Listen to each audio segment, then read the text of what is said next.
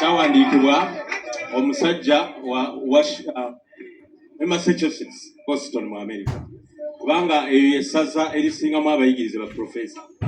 Amawulire, bw'owuliranga ekigambo amawulire, njiddamu bulungi nnyo nga bw'obuuzizza, kiri nti bannamawulire they are the watchdogs of society. We are the ears and the eyes. Kati gwe gy'otabeera, ebibyo babyolaba ebirungi, binnyonnyola bannamawulire kuba bo babaayo. They risk their lives to be there and bring it on you, so you enjoy. However, amawulire gano obuzibu bwe galina naddala mu entertainment. Mulimu ekintu tugambe nti oyagala omuntu onnyonga omwagala.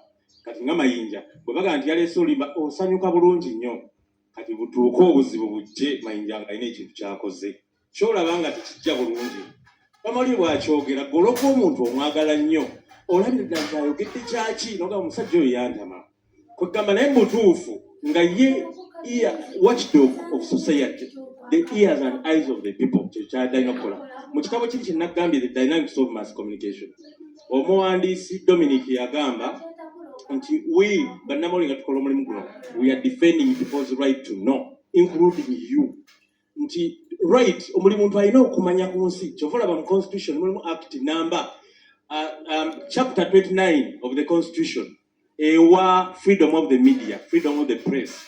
Abantu bannyonnyola ebintu nga bwe babiraba. Obuzibu bwe tulina nti abantu bangi bagaaginga information tebakkiriza byogerwe olumu ekirala embeera ne bakweka amawulire nga tebagala tugamanye. Kati kaliko ogambye mubaddemu akatuufu kokka k'oyogedde abusive language.